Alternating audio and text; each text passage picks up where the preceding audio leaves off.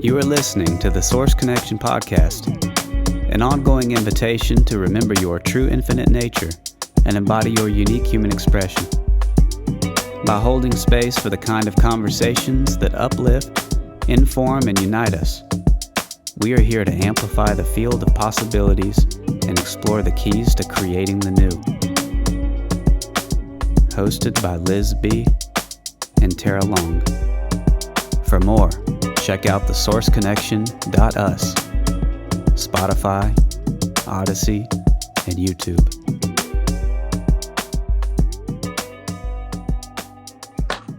Hi, everyone. Welcome to one more episode of the Source Connection.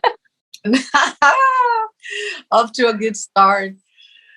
Let's settle in together. I have a little practice for us today. We're a very special guest and a new friend, Gordy Hamil, and we're going to get to that in a minute. And the owls, Flora, Fauna, and Merriweather. If you're watching this, they're right there with us. So if you're sitting, I invite you to roll your shoulders back and open the heart. And then tuck the chin in, keeping the integrity of the spine. We're going to play with inhaling through our left nostril and exhaling through our right nostril. So we can use our thumb or index finger to block and kind of play with. So blocking the right first, and we inhale left. We pinch the left and exhale through the right. Inhaling left.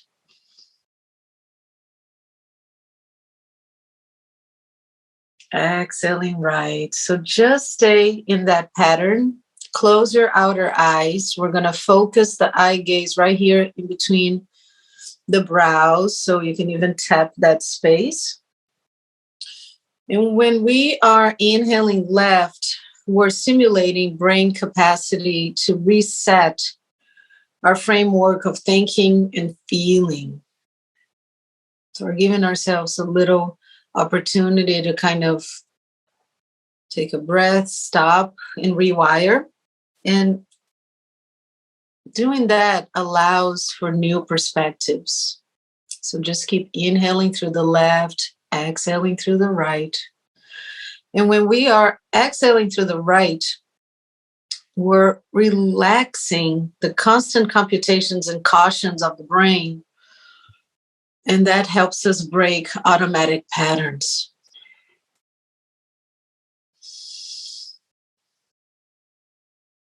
We're inhaling and exhaling as deeply and as consciously as we can.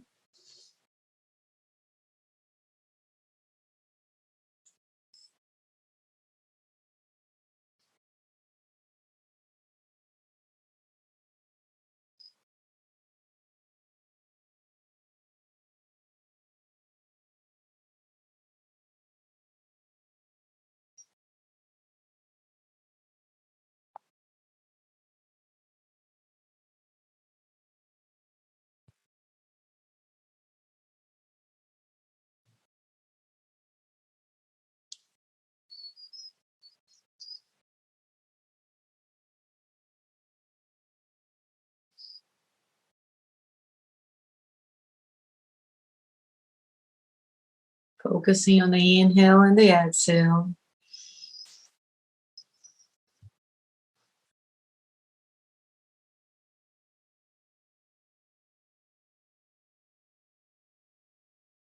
We're using the breath as the healing tool. The hands are helping direct that energetic healing force. And when we regulate our breath patterns this way, we are allowing for a new level of brain functioning to set in and opening ourselves to more calm and balance.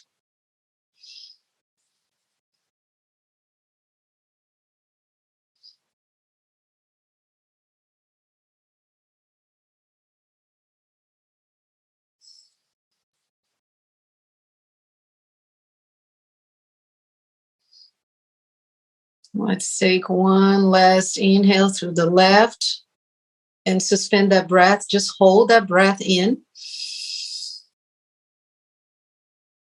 Not forcing anything. Relax. Block that nostril. Exhale through the right. Release the fingers. We're going to inhale through the nose together. Side out. Let's do that 2 more times. Inhaling deeply. Let it go.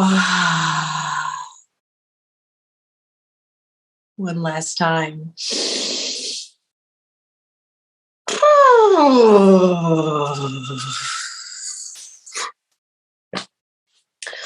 Welcome again. Thank you for being here, Gordy. We met Gordy a little while ago through our friend Chin's Garden from the Innerverse podcast, and it was a delightful meeting.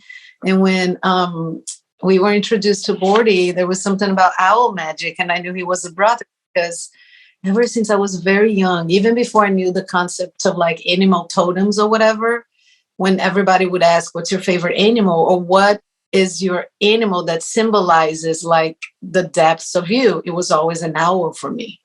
So I didn't share that then, but excited to hear all adventures. Go figure. Like this is happening all over the place. In fact, right now, an interview that I did earlier, maybe a month or so ago, with a UFO and owl author on the One-on-One podcast, is premiering right now as we're talking.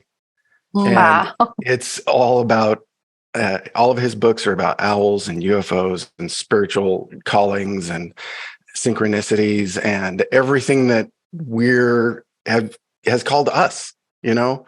We didn't get here because at least I didn't get here because I chose it. It chose me.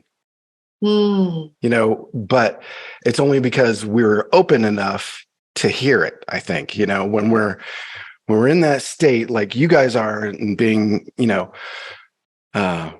meditators and being open to spirit, and when you stop and listen and breathe and just let it come, they come to you. Your spirit totems will find you. Tell us. That's tell how I us feel about it. Tell us about the owls. Yeah, how Okay. Okay. So just before, Gordy goes by the Owl Whisperer. So listeners, just invite that idea into your hearts and minds. So in 2018, I got out of rehab, and I was coming off of all sorts of medications and alcohol and trying to drink myself to death. And when I got out, it was just, it's hard to say what came first, but at any rate, there's a tree near where I work, and I thought, okay, this is a perfect spot. It's this big acacia, and it's a beautiful tree, and there's a cinder block under it. I'm like, okay, if I can just meditate every day under this, like, there are very few things you know, when you get out of rehab, you kind of start from scratch, and like, there's very few things you have control of, or you feel that you have any control of, right? 2 things I could control is like what I put in my body, and if I have a discipline, I'm going to do that and meditate, right? So I'm going to start with those 2 things. So I decided, you know, every morning I'm going to go in before work and meditate under this tree. So I made this my goal, and I started doing it. And immediately, the first day I started there, I feel like I'm being watched. And I look up in the tree, and there's this pair of owls, like these eyes are right on me, locked, you know, watching me. And it's super intimidating with, you know, these giant, they're not giants. They're, you know, I think I exaggerate the size of them because they are so big to me in my head, but they're like 2.5, 3 feet, which is not small. They have knives for feet, and people have been, there's an actual death of a human being caused by a great horned owl. And so it's possible, but at any rate, it's freaky. They're very powerful animals, but if you've ever been around them, you understand that there's a spiritual component that is kind of intangible. So I'm sitting under here trying to meditate, and I'm thinking, okay, if I can chill myself in this spot with these things, staring me down, I could get my meditation down, like I've heard the Dalai Lama say, like, if you can meditate on a freeway, that's like the ultimate goal. You could do it anywhere. Right. So I'm thinking, okay, if I just do this every day and I just get this down, I can, this might be a cool thing. So I start this, and immediately, well, I shouldn't say immediately. It took a couple days to really get surrender, if you know what I'm saying. Yeah. And so, but as soon as I felt that, I let it, at a certain point, you're just like, okay, I can't keep doing this garbage in my head, rolling it around over and over and over again. I got to let go. Right. So you let go. I'm like, okay, whatever, universe, like, take me. And as soon as I did that, I chilled out. The owls chilled out. The owls were like, this is exactly what I wanted. And as soon as I did that, like, the owls were chill. They were sitting in from then on, it was like we were family, and I felt it. Now, around the same time, I was doing a fast, and I was doing a 3-day fast under that tree with those owls.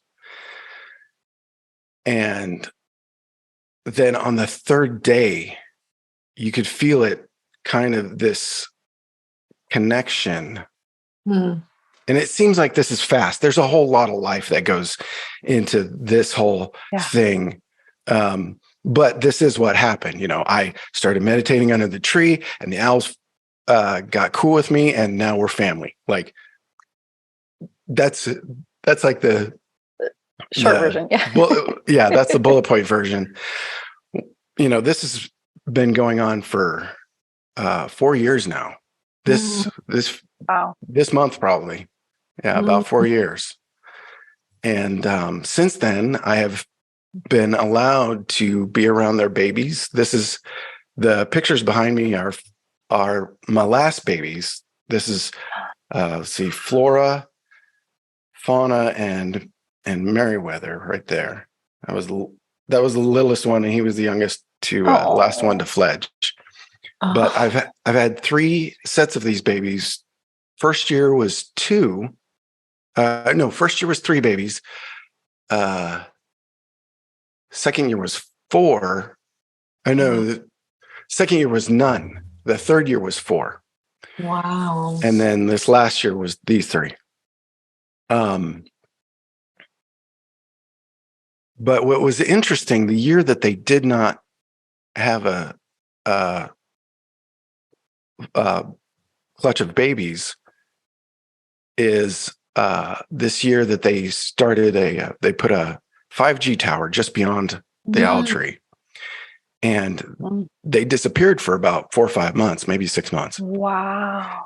And I was, I got to the point where I was like, oh man, it was, this was family. I was missing them. I was like, oh man, what if I never see them again?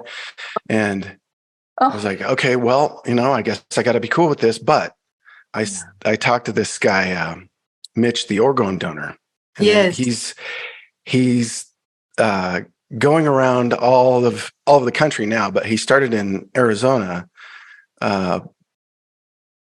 doing orgone in and around 5G towers. And kind of the idea is that negates the negative vibes or whatever, whatever. It changes the vibration to a more natural idea. So I'm thinking, okay, Nice.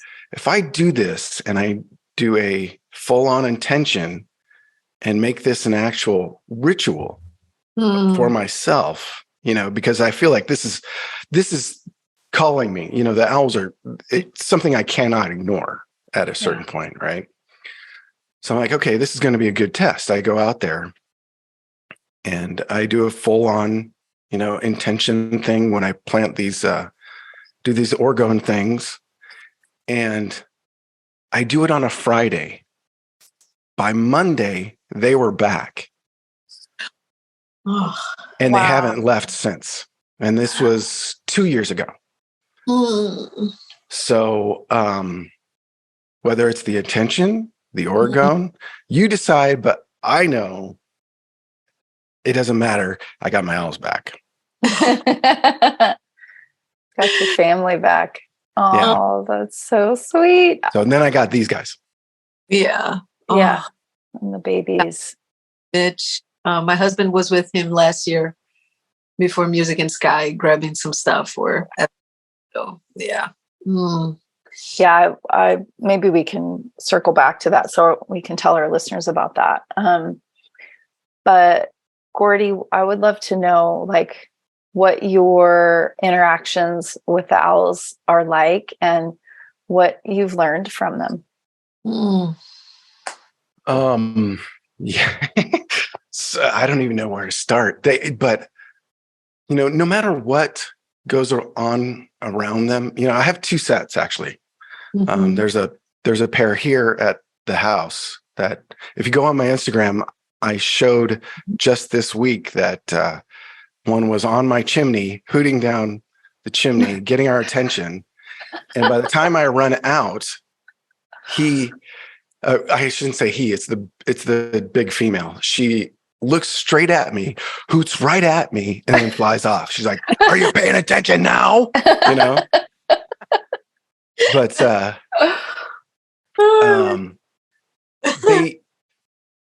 the lessons are that, they're in the spiders. We talk about imperturbability or unfuckwithable.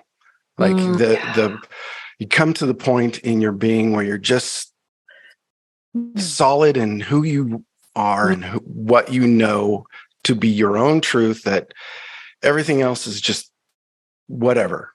You become either ungovernable, imperturbable, but I love the word unfuckwithable because it's like you can't have me.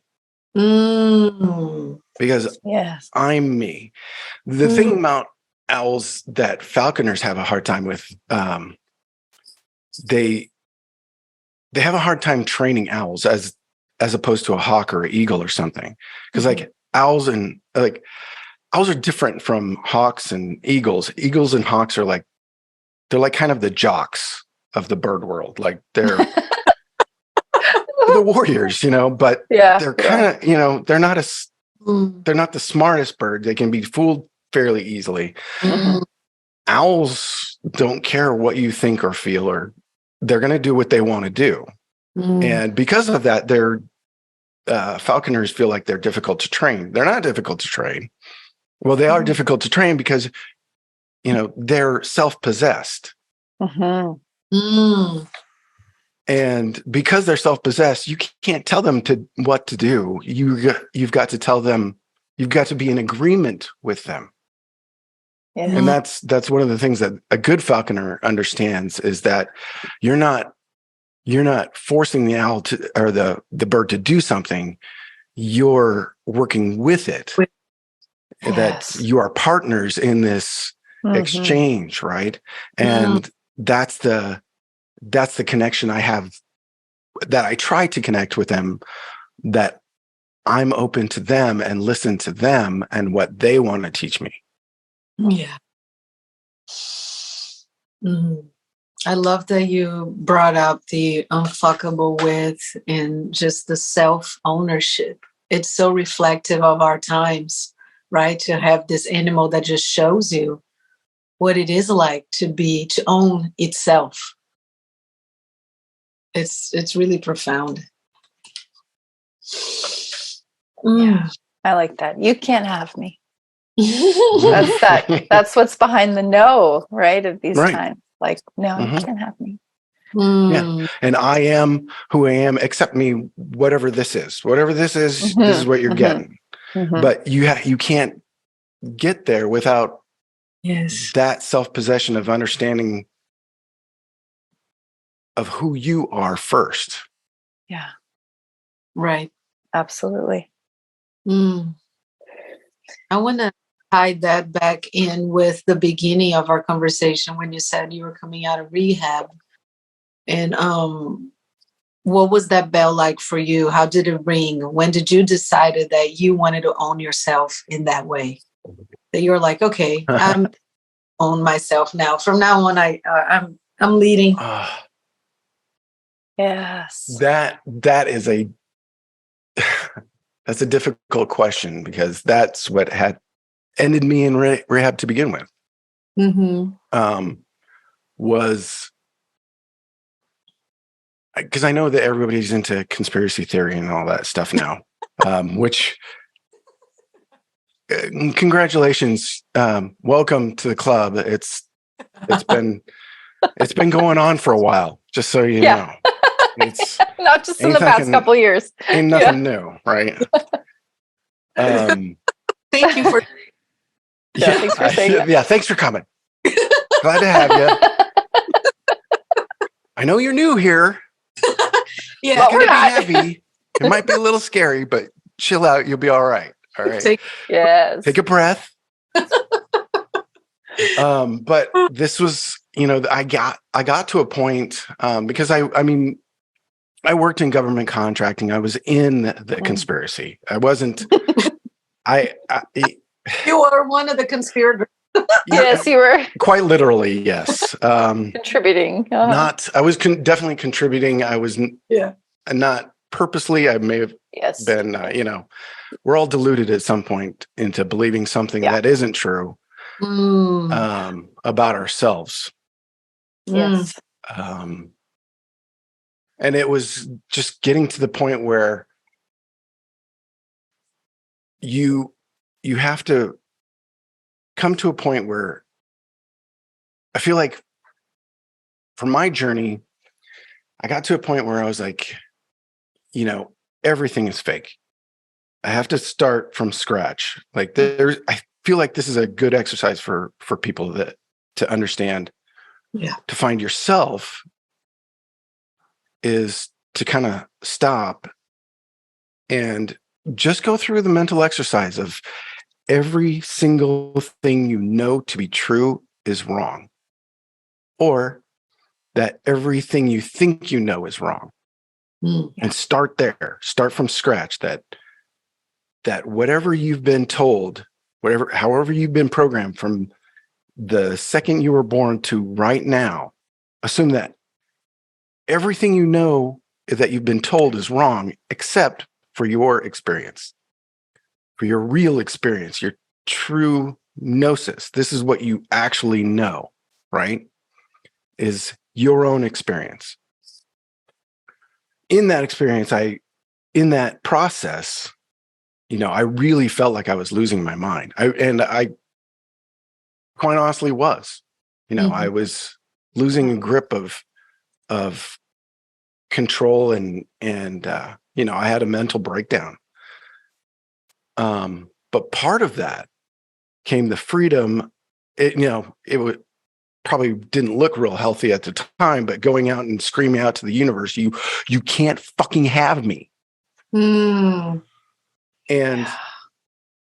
I think by doing that, putting that intention out there, started to set in motion regaining my own strength or my own seat. When I say seat, I mean sitting in yourself, finding your own place. Yeah. Does that Does that help answer it? I don't know if I've even. Yeah, I think so. Yeah. I can only relate to my own experiences in that too. It's an intention that gets set forth and put out like a declaration almost. Right. Yeah. Right. I think it's very important. It's very important. I think that's where it all begins. It's when you start clarity, whatever way it is. I can only relate to that with my own process with, depression and other things, and how one day I just said, you know what? It's not working for me. I'm going to live myself for the rest of my life and forever in existence. So we're gonna shift things up in here a bit, and that's what then the path started to open. It's not like you need to know, right, what's going to happen, but it's that decision. It's that, as you said, like kind of reclaiming yourself, like, all right, it's not, this is not going to work out like this anymore. It's it's that, claiming yourself as the author, as sovereign, is really the start of that journey, right? As we could say, conspiracy theories or whatever. But I mean, it goes far beyond that, right? It's claiming yourself, owning yourself. And then you talked about also identity, and so, I don't know if you did, that's what came up for me as identity. I don't know if you said that word, but really just even starting from scratch. I love that you said starting from scratch. Everything you think is wrong, except for your experience, because of course that's valid. That's your experience. No one gets inarguable. But when we can let go, and Liz and I talk about this all the time, of our identities and put all of that aside, of the identities that we think we are, whether it's we think we're this or other people think we're this, it's reflected back to us, that is also, sovereign is saying, wait, not all the things that have been put upon me or I've put upon myself may also not be true. And so then, so what have you, what is your experience or explorations with that, with identity, and how has it served you or not served you? Mm. Well, immediately, very shortly after I started doing that, I was having lots of neurological problems and seizures and things at night. Like I could not sleep through the night for seizures and all sorts of different. I'd been diagnosed with a brain tumor in 2014. I remember that. Yeah. Wow. Yeah, and it was kind of building up, and at that point, I was getting off of all that stuff, and as soon as I did and made that intention, it's like everything clicked. Once I kind of understood, okay, part of this process is just the surrender. Yes. And as soon as I surrendered what I thought I was, like I felt like I came back. If that makes sense, like the real me was out there somewhere else. I wasn't in my body. And this is what trauma will do to you, is it forces us to live outside of our body, our being. Yeah. When you start to address the trauma, you come back. You're here. And being present, being in your body, being present, being mindful in every moment, brings you back. But here's the recognizable fact, is that what happened is immediately I lost. So within just a few months, I lost 55 pounds.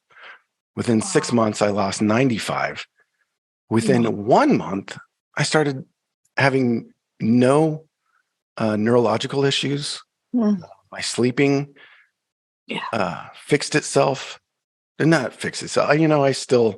There's still a lot of health issues that I have struggled with over the last few years, but like it's little steps, baby steps into one thing. It's like doing coffee in the morning. If you're going to have an intention for your day, make the first thing very attentive. So one of the things I added the next baby step that I added was putting my intention to the first thing in the morning, which is going to be my coffee, right?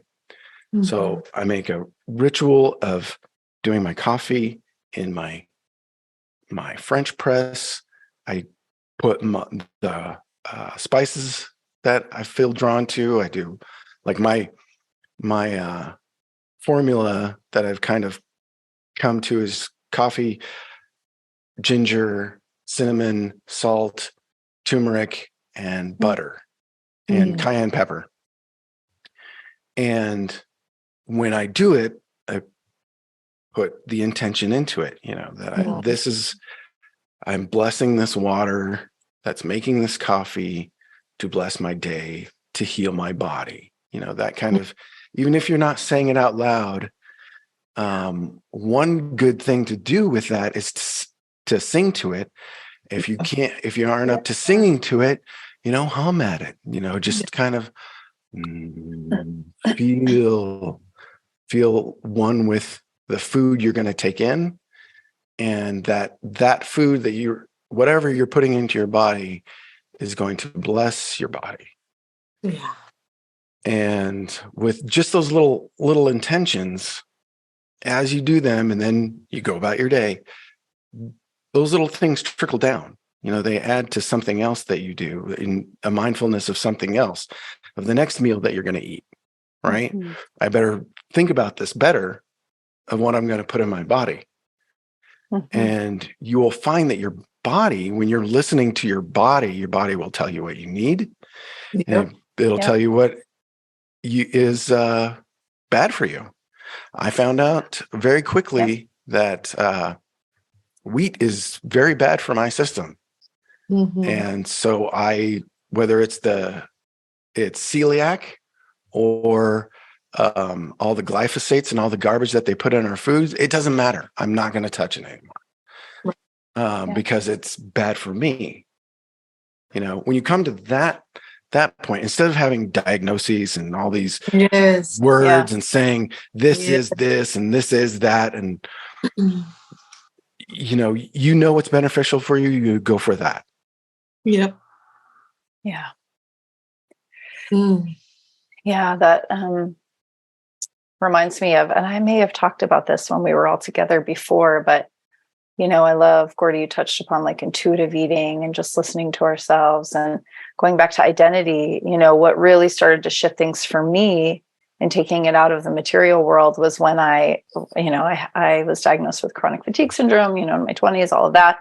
And when I kind of, like Liz said earlier, when I just woke up and I was like, nope, I'm not going to identify myself as this diagnosis or this, it's like laying a blanket over somebody, like a cloud or a shroud of like, okay, this is what you have. And while it can give temporary relief because we're conditioned to believe, oh, I have a diagnosis, now they can do something about it and they can fix me now that they know what it is. It's like, well, for one thing, that's certainly not true. Right.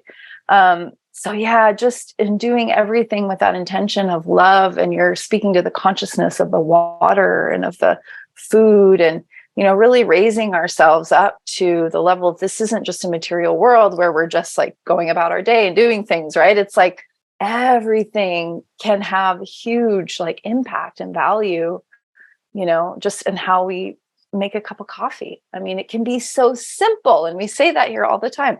It is so simple.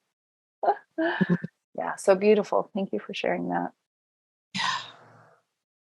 Yes. And the fact that you sing to your food too, and just like remembering at your own experience, the level as you brought up so beautifully, like, what is your experience? What's right in front of you? What's right inside of you? Not what somebody else is telling you that it is, or that you should be, or whatever the thing is, but really harnessing all of your attention and bringing it back to yourself, bringing it back to what's happening. And I think that maybe it's easier or harder for people because at that point, you're called into full responsibility, right? Which is the ability to respond. And so you know that when you do choose that at some level, you're bringing it back to where there is nobody outside of you that's going to do it for you. There is no savior, and you're going to have to shift. So getting out of that comfort zone may be more stimulating or exciting for some people than others. And I wonder how that played out around you, not only for yourself, but for the people around you, right? Because you're coming in from a certain pattern of beingness, and then you go, no more. How did that, what was the ripple of that? Big, you're a different person. Like, I even look different. I mean, from my driver's license, I kind of keep my old driver's license picture as a reminder, because I was 250 pounds when I got in rehab. So it's, and losing almost a full person. The weight of a person, right, like, is not lost on me either. I lost that person. So part of that is, you kind of have to understand, you're going to need to grieve that person. Yes. Because that person is not here anymore. He's dead. Like, my old self is literally dead. He's not coming back. I don't want him to, but I have to, at a certain point, look at that person with some sort of gratitude, because I wouldn't be here if he hadn't done all the stupid shit he did. Right. But I mean, it's a process. Every time I see a family member or somebody that hadn't seen me in a while, it's like a whole different experience. And I don't know if it's weirder for other people than it is for me, but it's just as weird for me, There's a whole process of trying to get to know yourself again, because I mean, hell, my body looks different. Hopefully I'm acting different. Hopefully I'm acting better, that outwardly people see the difference in me by my actions, not just how I look, because when somebody, like, especially in a normie job, you come back and like they see you've lost 95 pounds and like, oh, what did you do? And you're like, oh, well. And then you just go, it's keto. They want like your diet plan. Yeah, exactly. Keto. Like, give me your diet plan. Yeah. Yeah. High fat. I mean, and that is part of it. It's your brain. And one of the things that I learned was your brain is made of fats and cholesterols, right? And if you're trying to rebuild that structure in your body, you need fats. Yeah. This whole low fat diet that we've been sold is, it's made to make you weak. It's another lie. It's another lie to make your brain work less. Yes. I love that you brought up when you lose weight, there's so much to it, right? The grieving for that person and also the gratitude for that person, which I think a lot of people miss that because they want it to be gone. They want it to go away. Even when you have disease or, an illness in your body, you just want it to go, or the pain or whatever, but expressing the gratitude and what it's there for, what it's there to help you, teach you, whatever it's perfect for. So I love that you brought that up. And I want to ask, Gordy, your experience now as someone who, is so tuned in with yourself and your intuition, so connected to nature, and you have your owl friends. Like, what is your experience like now with, like, do you do AA? And because I know, I'm just curious because that's like the route people go, right? But I know there's so many other possibilities out there. And I just want to know what you do or how you. It's a great question because if you do a rehab, it's going to be 12 steps. In America, you're going to have to do the meetings and everything, and they're going to want you to stand up there and say your name and say that you're an addict. Yeah. And Talk about identities. I'm glad you brought this up, because I was thinking about this, this thing that we do by accepting these labels. And I hate labels, because as soon as you label something, this, that means it's not that. Right. And which limits whatever it is. Like, standing up. So I did it for 30 days. Every day, when you're in rehab, you got to go to meetings, and you've got to stand up in the meeting, and you got to say your name and say, if it's NA, you get up and say, my name is Gordy, I'm an alcoholic. On AA, if you're an NA, my name is Gordy Hamil, I'm an addict. I wasn't going to do that anymore. Like, I did that just to get through the stupid rehab. But as soon as I was out, I am not going to another meeting telling the whole world that I'm an addict. Right. That's just reinforcing the thing that you're trying to get rid of. And it's this whole, and I know people love AA and your 12 steps, and that's wonderful. If it has helped you, God bless you. Yes. However, at a certain point, you need to understand this is not you. You're just changing. You're just exchanging one addiction for another. They want you in this another cult. This is why the church is great for addicts too, because you're replacing another addiction with another addiction. Right. Yes. And as soon as you go and say, every single time you have to talk, you would identify yourself, your name, and then you identify yourself with what you are, what they want you to be. Yeah. Which is what you're trying to escape. Don't do it. Yeah. Don't tell yourself you're an addict. Don't tell yourself you're an alcoholic. Yep. Move on. You're past this. You're bigger than this. You are not a finite body. You are a spiritual being doing the same. You're two things at once. You are the polarities. So this is where hermeticism comes in, right? So number 4 is polarities, right? And both things are true. There's a positive and there's a negative. You are a spirit and you are a body. You are material and you are a soul. You are inhabiting both worlds. And this is what owls teach us, because they are the traversers between the spirit and the material. Wow. And this is the spirit understanding of that most native myths say about the owl. They traverse between the spirit and the material. And these are the lessons that they show us, is that, okay, here's another thing. So the Hopi Kachina great horned owl is called Mangwa. And his story is that he comes down and he beats up the clowns, the drunken clowns. In the story, there's these striped drunken clowns that are eating watermelon, and they're just drunks. They're kind of worthless to the society now. And Mangwa comes down and beats them up and sobers them up so that they can be good stewards of the earth again,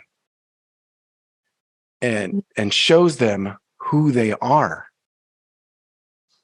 Not just that you work for me. He shows them you're a greater being. And so that is not lost on me as well with the owls. Over and over again, be open. You are spirit. Yeah.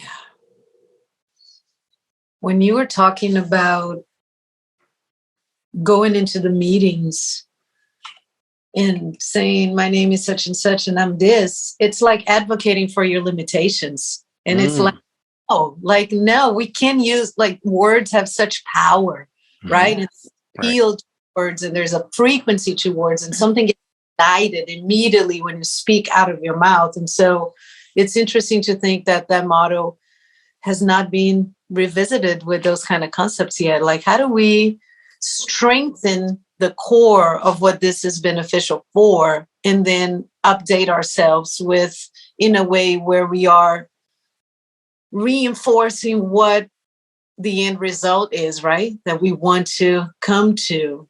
And we can have a conversation about why that is, but may not be important right now. So I think the take here is really listen to what you're saying. And if that is the amplification of your highest good, right? If that's your goal in with what you're saying. And so it's just like, stop advocating for your limitations. And we're all guilty of that at different times, right? Oh, but this, but that. And it's just like, no, just catch yourself before you speak. Oh, wait a minute. Okay. And it's not to deny a certain world or experience, like you're saying, like we're inhabiting these places, right? But can you come to the upper room? Can you allow yourself to come into that higher experience of yourself? That's right there, like you said in the beginning, like almost like there was me that was sitting somewhere waiting to inhabit again, right? Like, oh, now I give you permission to like come and be embodied, like, oh, this is me. This is what it feels like. This is the fullness of myself. Exactly. You know, there is actually a moment for me. I don't know if this is for everybody or anybody else really, but there was actually a moment. I remember driving back.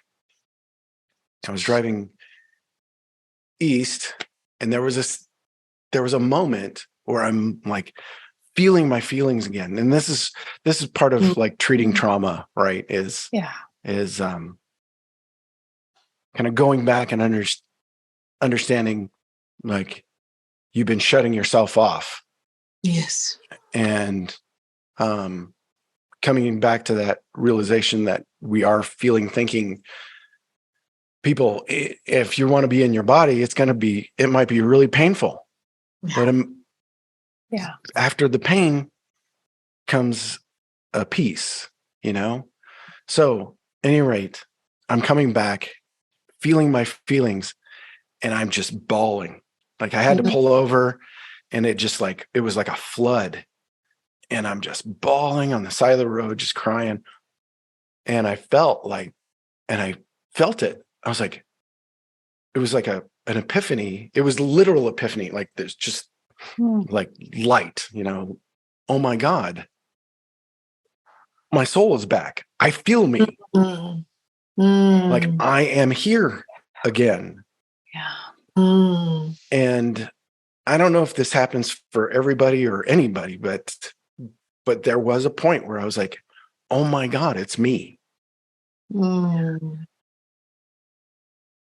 Because there wasn't the illusion of what I needed to be for anybody or what I was telling myself. It was just sitting in your truth, you know, allowing either, you know, shit to flow or let it go. You know, when you dam those things up and you don't process them, they just build up and build up and build up. And this is what we do to ourselves. Yeah. You know, we just sit in it and let it all build up until we can't handle anymore. And then we're crushed. Yeah. And this is the same story of every addict that in the universe, you know, it's the human condition, really. Yeah. Have you guys, either of you done regressions? Past life regressions? Mm-hmm. Yes, through breath. Yes. I haven't done like, you know, specifically for that, but I've visited past lives in breath work sessions. I've done it in hypnosis, and I also do practice, meaning I offer that for other people too. And if it's a relevant thing, is doing the past life. But I'm not seeing the past life. You're seeing the past life. I'm just guiding you through it. And So yes, I've also experienced. Do you do the BHQT? The thing? QHHT. Yeah, QHHT, quantum. Yeah, it's a quantum healing hypnosis technique by Dolores Cannon. Well, she's the Right. original founder of that. Yeah, so that's been my only experience so far with. That's what I did. You Yeah. do that Yeah, I think we yourself. talked You guide. Yeah, we talked about that before, right? Yeah. Yeah. But you do this for other people, correct? Yes, correct. All right. And you've done it yourself, I assume? Yeah, several times. Several times.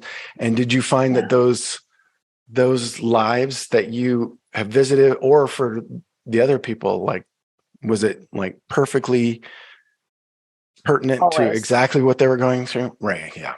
Always. It's always perfection. It's stuff you couldn't make up. And whether or not, I tell my clients because they can get attached to like, was it real? And I need to go look it up and, all this stuff. And it's like, maybe it was, maybe it wasn't. It doesn't matter. It's just, you're giving yourself what you need right now, whether we call that higher self, universe, God, you're giving you what you need right now. And it's so the way that it threads through to be exactly the message they need in that moment, or for healing or whatever.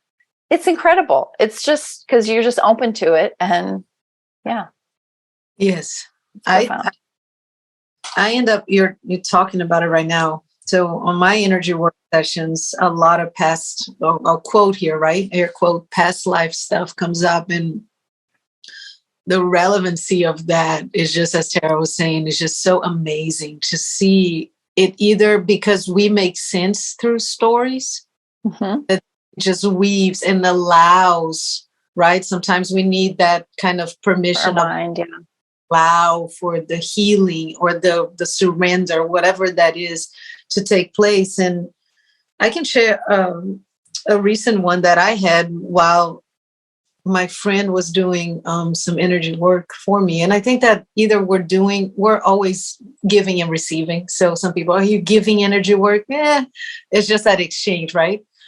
I used to have this almost like, I don't even know what you call it, but an owie that would flare up on my back, but like physical, like a bruise, and then it would open up into a scab. And it would come and go. And I was just kind of like, never paid too much attention to it. But I'd noticed time and time again that thing would just flare up. I'd start feeling pain, itchy, and then something would scab and open. And we were not even thinking about that during the session, but it came up, this past life, if we want to call it, where I was a young boy and I had been ritualistically abused and killed. And they extracted my heart through the back. And exactly at that spot that I would have this flare up. And so was that real? Was that not real? But since then, just making that connection, right? And going into that experience and forgiving that experience at a level of whatever I allowed to be created or was created, I haven't had a flare up. So yeah. How funny. Isn't that amazing that you treat it on an etheric level and physically you get a reaction. Yeah. What does that tell you? Yeah. That we're the same. It's the same thing. Yeah. Right.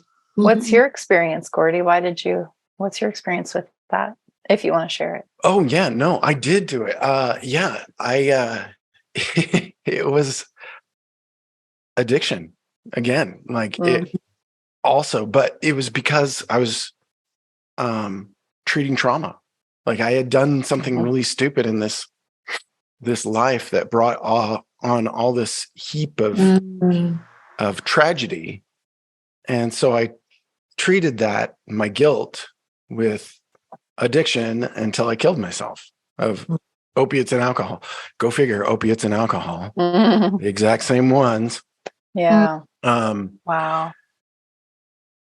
Before in this life where I was a Sufi in Morocco, like it was, but I go figure. I don't know. It was wow. But it was a tragedy that I had kind of brought on, because of the decisions I had made. Right. Which is kind of exactly what I was doing in this life, bringing on all this trauma because of these decisions I had made because I thought I wanted to know more from the inside.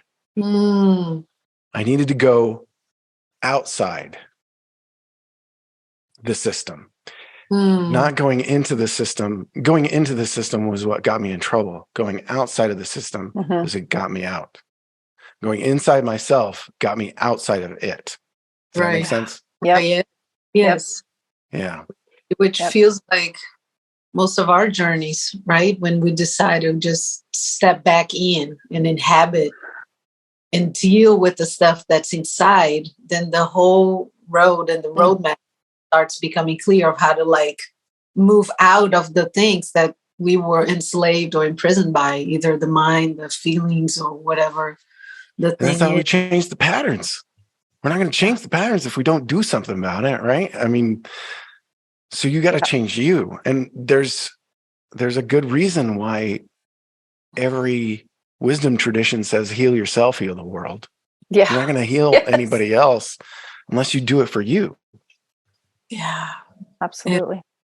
Yeah. And I just want to touch upon the grief, because when you spoke of the grief, it's just it keeps coming back for me, that word, the grief, because I like to say grief is one of my favorite teachers. And I, the other day, had this realization that what is grief but love? What is it, right? And we really go and we kind of dissect like the feeling and the whatever the thing is. Can we grieve is there grief without love?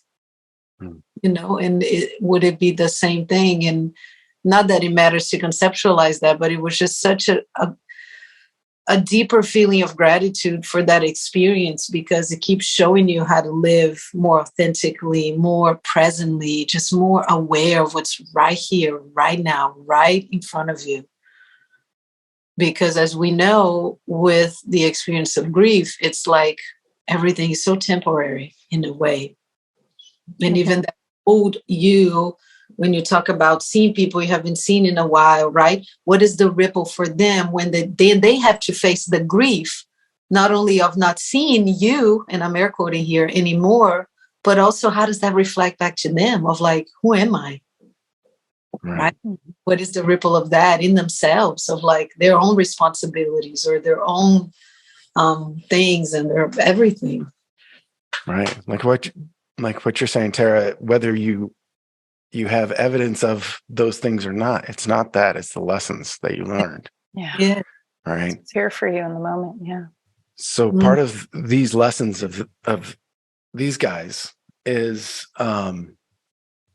this shamanic calling too, that I think, you guys are familiar with as well. That and part of that is the grief, because just this week, I don't know if it's, I don't have any way to tell for sure, but I found a dead owl this week from a bobcat. And this bobcat that has lived near the tree, and I've caught him actually in the owl tree. This nature. Last week, it's just nature. Nature, right? It's brutal and beautiful at the same time. And I almost feel like this bobcat showed this to me, because he popped out and I caught him, and it was right near where this path I often take, and he almost showed me where it was. Wow. And he kind of disappeared after I saw him, and then I found these feathers, right? And I found next thing I found was the whole body of an owl. And my heart sunk. I'm like, oh my God, I'm thinking, oh my God, it's Peter and Gwen. Peter and Gwen are my main owls. They're the ones at the owl tree. They're always there. Yeah. Rain or shine, snow, everything. They're always there. But I found this dead owl. I'm thinking, oh my God, it's possible that it was one of these guys. Because these three are all grown now, and they would be full size. And in this journey, I've been trying to, put out the intention and learn these, just what it means to be like the shamanic calling, because I feel it, it's calling me, but I don't want to pigeonhole it and shape it into something that's new agey or shallow, when I could get the whole thing by not defining it. Right. Right. So I just let it out there. So I go out to the body of that owl. And just before that, I had been meditating on shamanic tools and how this stuff comes to you, right? And I had been doing this dig into the Hopi shaman and how they use owl wing for their fan. And I'm thinking, how does one even ask the universe for this? Like, how does this even happen that an owl wing is given to you, right? Well, I find this owl, this body of an owl, it doesn't have any wings. It's just the body and feathers. And from one side, it clearly had been attacked. Yeah. And so, when you have no idea, burn sage and ask, right? So I did. And right after that, I find I walk a different way, I try to take a different path every time I walk out in the desert. And I go around where the owl is, but I take a different path this time to it. And I find these two finger feathers sticking out of the ground. I'm like, wow, that's like perfect feathers sticking out. And I kick it. It's the wings that the bobcat had pulled off and buried.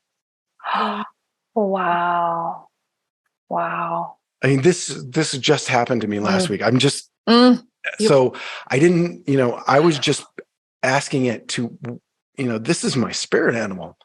I just wanted to do what was respectful for the animal. Did it want me to bury it? Did it need a sky burial? Did it, does it want me to keep its skull? I don't know. I'm just kind of out there allowing it to tell me what to do. And they show up. Wow. So incredible. This is still new. Like it just happened last week, and I'm still kind of going through this process, but this is the process, right? And it calls you, you don't call it.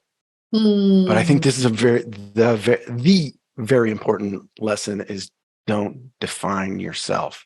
Yes. Such a powerful reminder to, when we ask, just to allow that to come in whatever way it may show up, which is usually not going to be anything we could imagine. Not, right? Not in right? any way Just you would imagine. Not in any way. So no, nothing, no like labeling and just like allowing, it's so beautiful that you're exploring, shamanism and all of that. And I love what you said about not labeling that, but like, what is it for you, which it could encompass that and so many other things, and not having to name it. So, wow. Thank you, Gordy. Thank you for laying that out there, because we're still functioning in a society where most people feel like they need, right, to define, and they need the labels. And here we keep talking about creating the new. What is this new thing? What does it look like? What does it feel like? So this is another opportunity to remember, like, oh, okay, yes, right? And that surrender, again, that invitation into the surrendering of like, how does it show up for you? How does it feel for you? How does it present itself? And how do you present yourself to it? And all of that. If it's something that it's new, maybe we don't have a meaning for it, or not a meaning, but a definition for it, right? Yeah. So surrender into that and allow for the curiosity and the excitement versus the mind just trying to control it. And you have to tell me what it is. Soften the mind, just soften it. And have like you said, a wonder. Yeah. Like you have to have a wonder for this stuff. Yes. Like Right. it wants to wonder about you too. Yeah. You know, that's the Mhm. playful nature about this magic. Yes. And that's the only other, for lack of a better term, magic.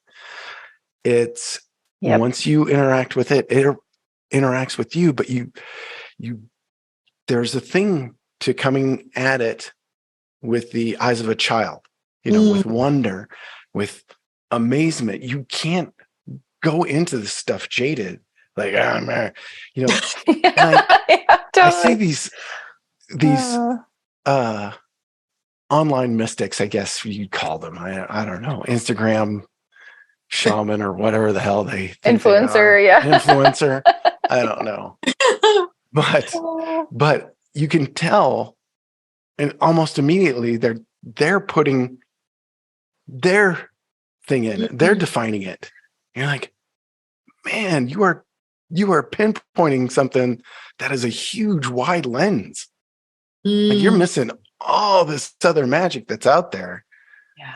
By defining it to astrology, or defining it to this thing or that thing, or 5D, and putting all your little new age bullshit terms on it that we do, because this is how we're taught, is from the day we get out of the womb, there is a right way and there is a wrong way.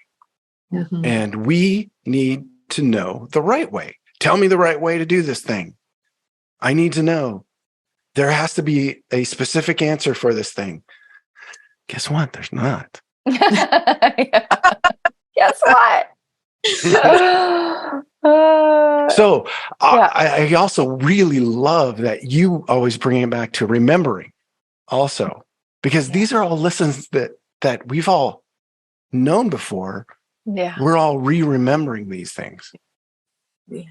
Yeah. Just It's remembering ourselves. Yeah. Right. Yeah. That surrender and that curiosity will take you far, far, kids. Far. And it's fun. Further than the mind. And the universe plays back with you and you're like, what? What's that? Yep. Inviting all of you into this magical space of wonder, curiosity, and lightness, just that lightness of being, right? We take ourselves so seriously so much of the time, and just be curious possibilities again, and the bigger game of what is possible. Yeah. And what is impossible. And what is impossible. Like, Yeah. Nothing. Yeah. Nothing. Right. Yeah. Yeah, nothing. How do you allow yourself to maybe be the messenger, right, of a new way, not the way, but a new way of being, of, creating and all of that, and not being as fixed as in the way of like, how do I do this? Like you were saying, what is the right way to do this? Like people were asking you, oh, how did you do this? And you're like, wow, it's so many, where do you even start? Like it's so many layers. Yeah. What came first? What seconded? And it's just like, can you linearly explain this? And I think that we're opening ourselves up to this non-linear way of being and understanding, and right, kind of learning to navigate this very material existence with this magic that does not adapt to time and space. Right. That's not created in this kind of way. Yeah. Yeah. Well, thank you, Gordy, for inviting us and our listeners into the space and reminding us of the magic and the wonder. Thank you for having me. This is great. Yeah, I love this. This has been awesome. Dude, give me a chance to talk about owls. I'll do it all day. Owls all day, every day. All day, every day. All day, every day. Where can people find you, Gordy, if they want to know more? Gordy _TWO_shoes on Instagram. You'll see lots of owls, and I'll share different things, but I try to show the interactions now, because you brought up the messengers. This is the other thing about owls. They are seen as the messengers. They are the messengers between the realm of the dead. In every single tradition that owls are the ones that bring the messages back. That's why Harry Potter used them. They were the ones that brought the letters, right? They were the messengers. They used it as a trope, as a little sliver of truth that I think maybe J.K. Rowling kind of had an understanding of. Not really. And you're like, oh, cool. You're trying to work with magic, and you're almost there. Come on. Come on. Gordy, now we need Harry Potter 2.0. Yeah. Gordy Hamil. The truth of the owls. Yes. Yeah. You want to make it real? Magic is real, but you have to look for it. That's right. To be open. You got to be open. All around us. It's everywhere. Thank you, Gordy. We appreciate you. Yeah, man. Thank you guys for having me on again. I appreciate this. And thank you to Chance Garten for introducing us too. We love you too. Love that guy. That guy, man. Yeah. Thanks, everyone.